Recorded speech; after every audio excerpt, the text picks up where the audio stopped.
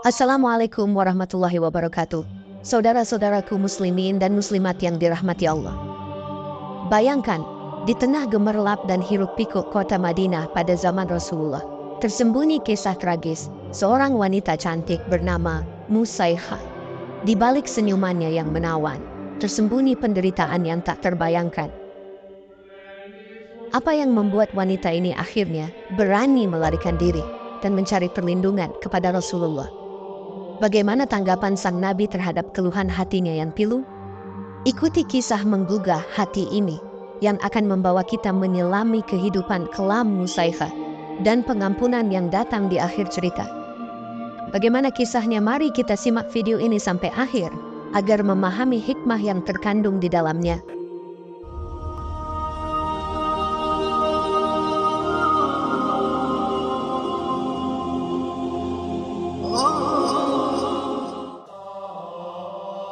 Saudara-saudaraku muslimin dan muslimat yang dirahmati Allah.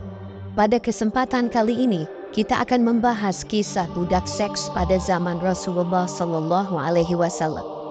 Pada zaman dahulu, ada seorang wanita cantik bernama Musaikhah, seorang budak milik Abdullah bin Ubay yang tinggal di Madinah, kota besar penuh keramaian dan hiruk-pikuk.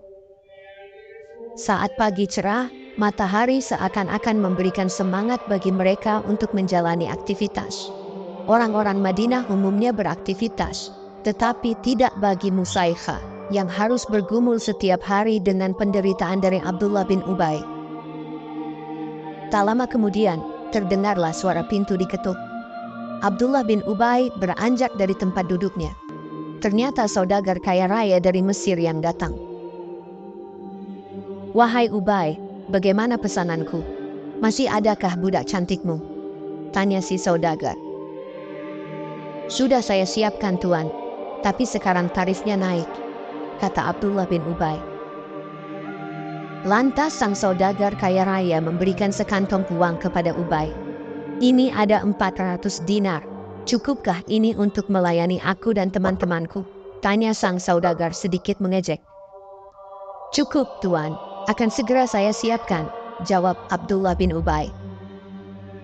Di saat itu, Abdullah bin Ubay memanggil Musaikhah. "Musaikhah, bersiap-siaplah mandi dan bersihkan dirimu, pakai parfum, dan layani tamuku. Ini tugas yang sangat berat." Tanpa sadar, air mata mengalir saat Musaikhah berlalu menuju kamar mandi. Di dalam kamar mandi, dia merenungi bagaimana cara agar bisa keluar dan bebas dari tuannya yang biadab. Selang beberapa waktu, pintu kamar mandi digebrak oleh Abdullah bin Ubay. "Cepat, tamuku sudah menunggu." Musaikhah pun keluar dengan air mata mengalir di pipinya. Abdullah menarik Musaikhah ke kamarnya. Terdengar derik pintu yang membuka kamar Musaikhah. Ternyata benar, ada 4 orang tamu Abdullah bin Ubay masuk bersamaan ke dalam kamar Musaikhah. Kenikmatan kelam pun terpaksa harus dirasakan lagi dan lagi oleh Musaikhah. Budak cantik ini harus melayani birahi haram dari tamu-tamu Abdullah bin Ubay hanya karena imbalan dinar. Seakan tembok kamar menjadi saksi kebiadaban yang dirasakannya. Kejadian ini membuat Musaikhah mencoba untuk memberanikan diri. "Tuanku, apakah tuan sadar apa yang telah tuan lakukan?" tanya Musaikhah pelan. Abdullah bin Ubay melirik ke arah Musaikhah.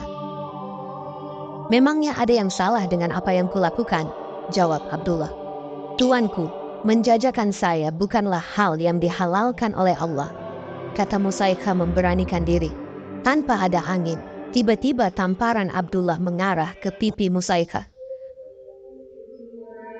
"Apa yang kau tahu tentang Allah? Kau adalah budakku. Ingat itu." Lalu berlalulah Abdullah bin Ubay dari Musaikhah. Musaikhah pun masuk ke kamarnya. Dia ingat dia bisa mengadukan kejadian ini kepada Rasulullah Muhammad Sallallahu Alaihi Wasallam. Dengan keberanian, Musaikhah berlari menuju ke rumah Rasulullah. Di sisi lain, Rasulullah Muhammad Sallallahu Alaihi Wasallam sedang berzikir setelah selesai salat subuh. Tiba-tiba, Rasulullah merasakan angin sejuk semilir membawa aroma surgawi.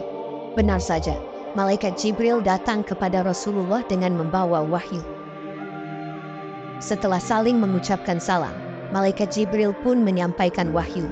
Wahai Habibullah, apabila ada wanita mukmin yang ingin berbaiat, mereka adalah mukminah yang lemah.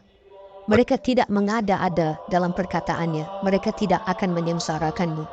Maka terimalah baiat mereka, ya Habibullah. Tak lama kemudian, terdengarlah alunan langkah penuh kepasrahan datang kepada Rasulullah.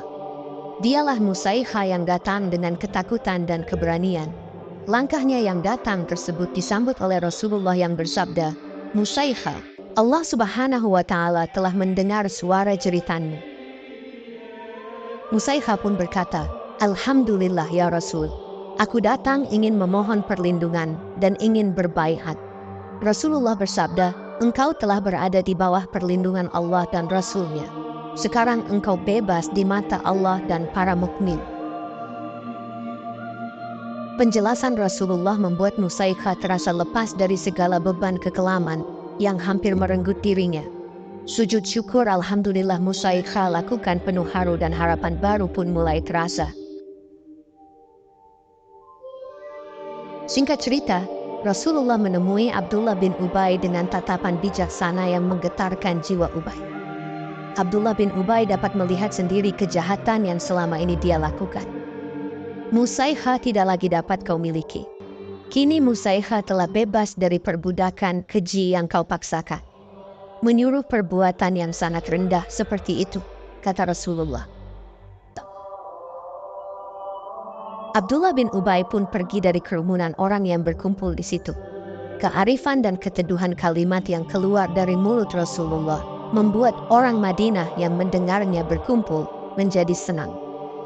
Belenggu penindasan terhadap orang kecil mulai terangkat oleh hikmah dari kejadian Musaiha. Beberapa tahun kemudian, Abdullah bin Ubay jatuh sakit. Sakitnya sangat parah seolah waktu untuk pergi dari dunia tinggal sejengkal lagi. Abdullah bin Ubay didampingi oleh salah satu anaknya yang saleh. Anak tersebut adalah pengikut Rasulullah. Abdullah bin Ubay memohon kepada sang anak untuk pergi ke rumah Rasulullah. Wahai anakku, sampaikan kepada Rasulullah, bolehkah sekiranya dalam akhir hayatku, aku terselimuti oleh jubahnya? Pinta Abdullah bin Ubay. Sang anak pun bergegas ke rumah Rasulullah, meskipun dia sadari bahwa ayahnya pernah mengukir kekelaman sejarah di Madinah. Tetapi keyakinan anaknya tahu bahwa Rasulullah memiliki sifat kasih sayang. Singkat cerita, Rasulullah datang bersama Sayyidina Umar. Abdullah bin Ubay memohon maaf dan di sisa umurnya dia bertobat kepada Allah. Rasulullah pun memaafkan Abdullah, meskipun Umar sedikit menolak tindakan Rasulullah. Rasulullah bersabda kepada Umar, wahai Umar, bukankah Allah mengajarkan kepada kita untuk menjadi hamba yang mudah memaafkan? Bukankah Allah Maha Pengampun? Sadarlah Umar. Tak lama kemudian Abdullah bin Ubay menghembuskan nafas terakhirnya.